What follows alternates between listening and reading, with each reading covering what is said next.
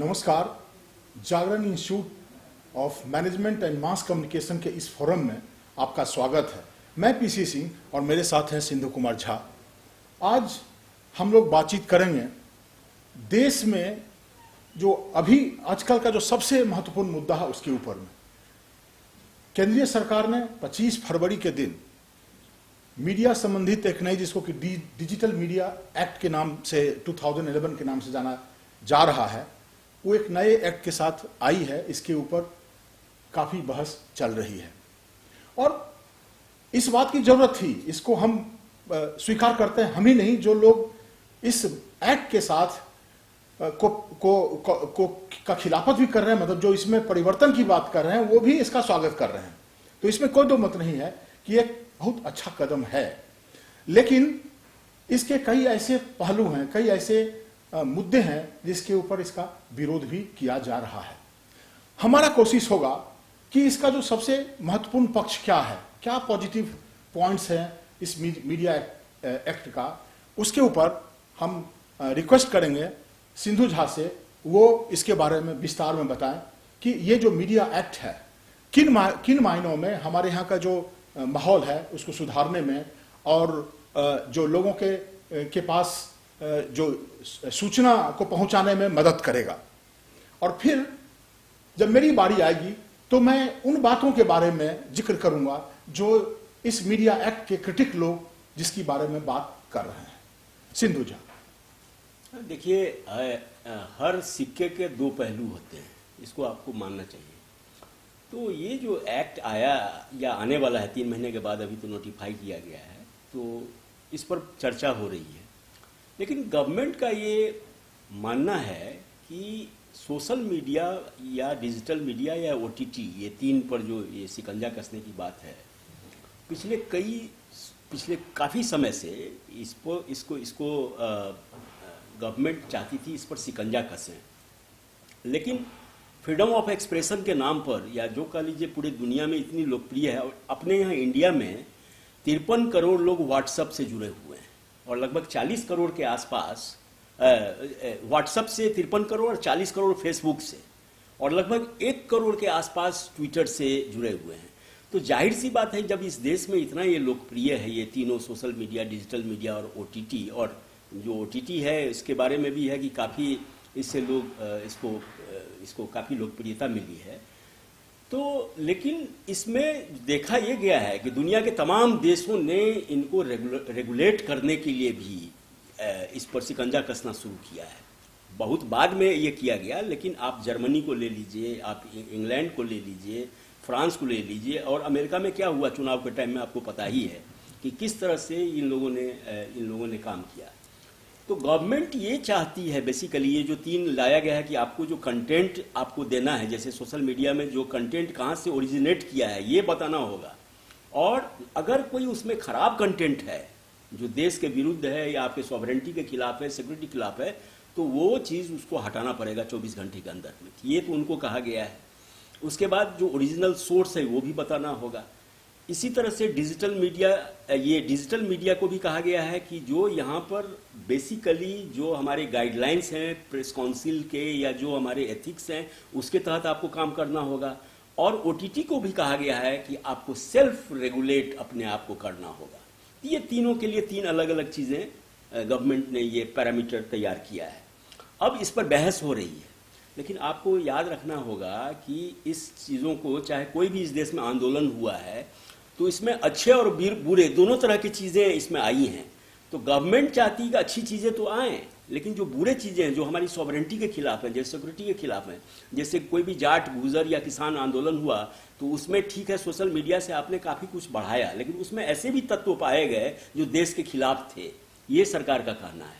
इसके अलावा जो पिछले दिनों जितने भी आंदोलन हुए, चाहे वो शाहीन बाग का आंदोलन हो, चाहे उससे पहले जितने भी हुए, या ये काऊ को लेकर जो मॉब लिंचिंग हुआ, तो इसमें भी एंटी गवर्नमेंट, एंटी नेशनल ये सब चीज़ें आई, ऐसे कंटेंट आए जिसको गवर्नमेंट सोचती है कि अब टाइम आ गया है कि इनको रोका जाए। ये देखिए कि अब ये जो सोशल मीडिया है, इसको अगर आप इसका सोशल ये एनालिसिस करें या साइकोलॉजिकल एनालिसिस करें, तो कुछ लोगों का ये कहना है कि ये सोशल मीडिया इतना ज़्यादा लोगों की ज़िंदगी में दखल देने लगा है, इंटरफेयर करने लगा है कि हर आदमी अब समाज से कटता हुआ नजर आ रहा है, सेल्फ सेंटर्ड हो गया है। और उसके बाद इसमें कितने खराब खराब कंटेंट सब दिए जाते हैं, इतना अश्लीलता है, जिसको जो मन होता है वो दे रहा है। कहीं से न्यूडिटी आ गई है, कहीं पर खराब फोटोग्राफ दे देते हैं, कहीं पर देख रहा है कि ट्रेन पर जा रहा है और वो उसमें स्टंट कर रहा है। तो ये सब चीज़ समाज के ऊपर बहुत अच्छा प्रभाव नहीं डालता है, लेकिन लोग ज़्यादा नाम कमाने के लिए अब इस मीडिया को, इस प्लेटफॉर्म को जो यूज़ करने लगे हैं, तो उसका निगेटिव भी असर जा रहा है। तो इसीलिए गवर्नमेंट चाहती है कि इसको रेगुलेट किया जाए, लेकिन फिर सवाल वही आता है कि आप रेगुलेट करेंगे तो कहीं ऑटोक्रेट की तरह रेगुलेट करेंगे, एक टायरेंट की तरह रेगुलेट करेंगे, तो फ्रीडम ऑफ एक्सप्रेशन का क्या होगा?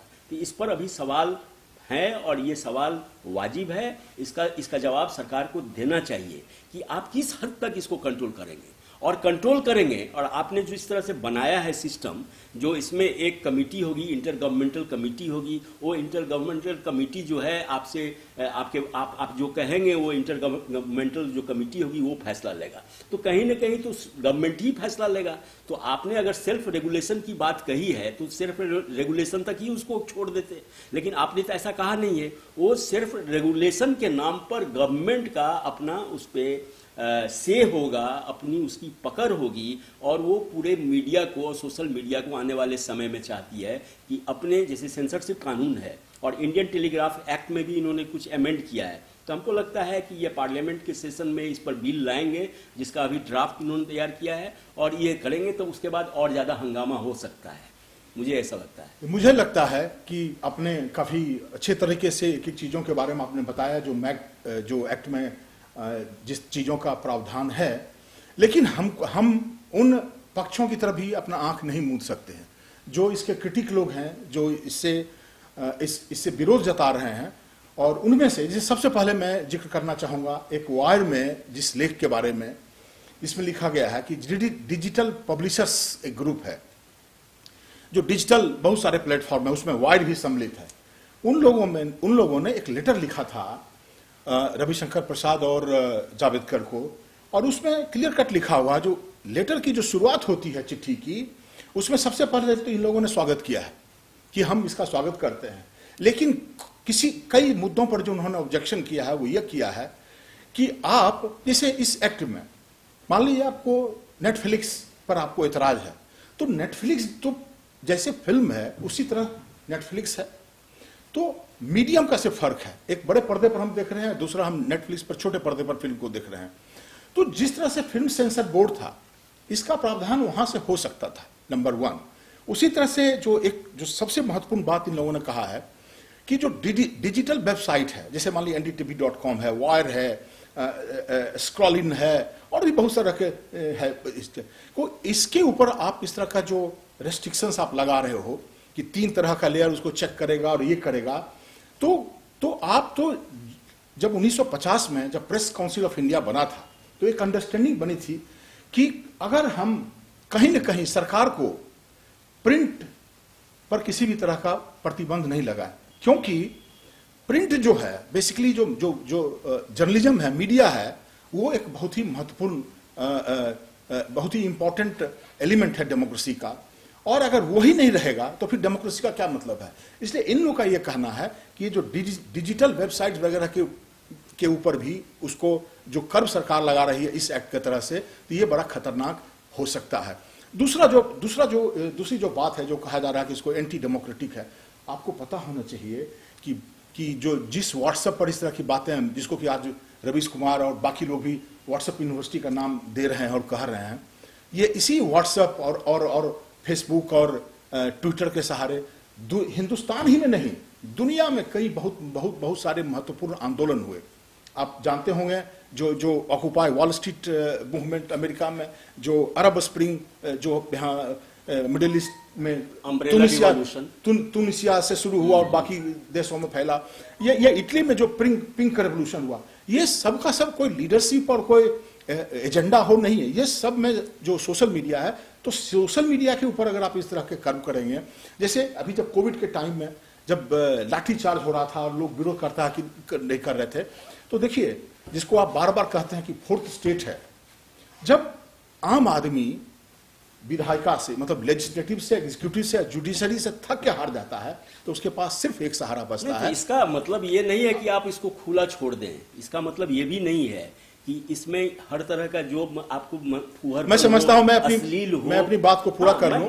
मैंने पहले ही कह दिया था, पहले ही मेरा सेंटेंस ये था कि हर सिक्का का दो पहलू होते हैं, every coin has two facets. तो उसमें पॉजिटिव चीज है, जो आप पॉजिटिव चीज के बारे में कह रहे हैं उसमें हम इनकार नहीं कर सकते हैं, गवर्नमेंट भी मानती है। और पहले ही गवर्नमेंट इस चीज का ये आंकड़ा उन्होंने दिया है कि इस देश में 50 करोड़ से ज्यादा लोग व्हाट्सएप पे, इसकी पॉपुलैरिटी का अंदाजा आप लगा लीजिए। फेसबुक पे 40 करोड़ से ज्यादा लोग हैं, ट्विटर पे 1 करोड़ से ज्यादा लोग हैं। मतलब ये इसकी पॉपुलैरिटी, ये डिजिटल वाले तो संवेदनशीलता जो है, इसके सीरियसनेस को समझिए आप। जो डिजिटल ग्रुप वाले लोग जो कह रहे हैं, उनका जो कंप्लेन है, इसको पहले समझिए। उन्होंने लास्ट में जो कहा है कि इन लोगों ने जो लेटर लिखा दोनों मिनिस्टर्स को, उसका अभी तक कोई जवाब उनको नहीं आया है। और उन्होंने कहा है कि बिना स्टेक होल्डर को आप कॉन्फिडेंस लेते हुए इस तरह का फैसला लेते हैं, इस पर उनका कोई रिप्लाई नहीं है। मुझे लग रहा है इसी तरह की बात आज किसान आंदोलन में कही जा रही है। कंटेंट प्रोवाइडर्स जो है उनको ये, हाँ, उनको भाई सरकार इससे बातचीत क्यों नहीं करती है? वो तो स्वागत कर रहे हैं सारे लोग। हमको अच्छा लगता है क्या? नेटफ्लिक्स में हम घर में देखकर अपने बच्चों के साथ तो सब चीज नहीं देख सकते हैं। तो ये जो जैसे पिंकी आनंद का एक इशू था कि ये बेसिकली बिजनेस का एजेंडा बना लिया गया, पैसा कमाने की बात दम है उसमें, इसलिए मैंने पहले ही कहा कि मैं इसका स्वागत करता हूं। लेकिन जो इसके कमजोर पक्ष हैं उसके ऊपर ध्यान देने की जरूरत है, इससे आप इनकार नहीं कर सकते हैं। और भी कई चीजें आपने पढ़ा होगा, इंडियन एक्सप्रेस में कल लिखा हुआ क्रिस्टोफर जफरलेट ने लिखा कि हिंदुस्तान एक ऐसा देश है जो कई पिछड़े देशों से ज्यादा यहाँ पे जो इंटरनेट का ये हो रहा है, उसको रोका जा रहा है, डिस्कनेक्टिविटी बढ़ रही है। और इसका जब आप डिजिटल इंडिया की बात कर रहे हैं, हाँ, ऐसे समय में जब प्राइम मिनिस्टर ने कहा था 2014 में कि आप डिजिटल इंडिया की बात कर रहे हैं, तो ये एक बहुत बड़ा मुद्दा है। और नंबर इतना ही नहीं, इकोनॉमिकली देखिए इसका इकोनॉमिक डिसएडवांटेज क्या है। Every hour there is a loss of 2 crore rupees, जो मुझे डेटा याद नहीं है, लेकिन जो लिखा है जफरलेट ने वो ये लिखा है, ठीक है। और आप डिजिटलाइजेशन की बात कर रहे हैं, इस तरह का कर्व कर करके आप सिर्फ जुडिशरी को नहीं, जैसे जो हमारे यहाँ जो सेपरेशन ऑफ पावर की बात है, कॉन्सेप्ट है संविधान में, इसको आप नकार रहे हैं। आपके जो पॉलिसी में हमको कंट्राडिक्शन लग रहा है। डिजिटलाइजेशन आप कैसे करेंगे? देखिए इसका ये मतलब नहीं कि खराब है, लेकिन गवर्नमेंट का भी कहना है। आपने अगर ध्यान से सुना होगा, जिस दिन प्रेस कॉन्फ्रेंस हो रहा था, प्रकाश जावड़ेकर और दोनों का ज्वाइंट प्रेस कॉन्फ्रेंस था, दोनों बैठे हुए थे, जो आईटी मिनिस्टर और इंफॉर्मेशन ब्रॉडकास्टर। जावड़ेकर ने यह कहा कि इसमें ठीक है, आप विरोध करने के लिए कर सकते हैं, मतलब विरोध हो सकता है, भाई लोकतंत्र है, लोकतंत्र में किसी को भी अपनी बात रखने का अधिकार है। लेकिन जब सॉवरेनिटी की बात होती है, कहीं बैठे हुए किसी देश से, उनका इशारा खालिस्तानियों के ऊपर था। जैसे ग्रेटा का जो केस ये हुआ है इसमें, और जो टूल किट जो आया है, ये इन गवर्नमेंट को ये जो टूल किट जो हुआ है, जो ये एपिसोड है टूल किट का, इससे इनके कान खड़े हुए गवर्नमेंट के। तब इन्होंने किया। पिछले कुछ दिनों से ये लोग बातचीत कर रहे थे, पिछले साल भी बात उठी थी, हमेशा बात उठती थी जहाँ इसको कंट्रोल किया जाएगा, लेकिन ये कंट्रोल नहीं करते थे। लेकिन जब सर के ऊपर से पानी बहने लगा, तो शाहीन बाग के टाइम में भी कर सकते थे, उस समय भी किया, दिल्ली में दंगा हुआ उस समय भी किया, या मॉब लिंचिंग जो हो रहा था उस समय भी हो सकता था, क्योंकि अफवाह फैलाने का एक बहुत बड़ा औजार बन गया है। और सबसे बड़ी जो सरकार के सामने चिंता की बात है कि देश के अंदर नहीं, देश के बाहर से अफवाह फैला जा रहा है। ये जो चीज हुआ है, इसीलिए ये लोग मजबूर हुए हैं इस चीज को करने के लिए। तो ठीक है, गाइडलाइंस इसीलिए। लेकिन एक चीज से हम लोग इनकार नहीं कर सकते हैं ना, कहीं ये उसका हथियार न बन जाए। ये डर है, ये डर है। टैक्स टेररिज्म की बात हो रही है ना, ये डर है। कल क्या बात है कि इसके ऊपर वैसे ही लोग सरकार के से थोड़ा अलग हट के बात करें, उसके यहाँ ईडी का छापा पड़ रहा है, जो अभी तापसी पन्नू और एक और जो फिल्म डायरेक्टर है उसके ऊपर, अनुराग कश्यप के ऊपर हुआ। या इस तरह कई मिसाल हैं इस तरह के। तो मैं समझता हूं कि हमको इन दोनों पक्षों के बारे में हमने आज बात किया कि ये जो एक्ट है वो उसके क्या पॉजिटिव पॉइंट्स हैं, और दूसरी तरफ जो लेकिन बेटर होगा इसको पार्लियामेंट में डिबेट करवाया जाए। जैसे जो दूसरा पक्ष है कि इसके क्या कमजोर पक्ष हैं, तो ये सरकार को भी चाहिए, और जिस तरह से लोगों ने लिखा है कि जो स्टेक होल्डर्स हैं उनके साथ बैठ करके बात करें, और निदान तो निकलता है, किसी भी समस्या का समाधान निकलता है, और सरकार के पास बहुत ताकत है। और अच्छा रहेगा अगर इससे स्टेक होल्डर से बात करके इसके ऊपर एक ऐसा निर्णय ले जिसको कि सब लोग जो मान्य हो। तो इन्हीं चंद शब्दों के साथ आप सबको बहुत बहुत धन्यवाद।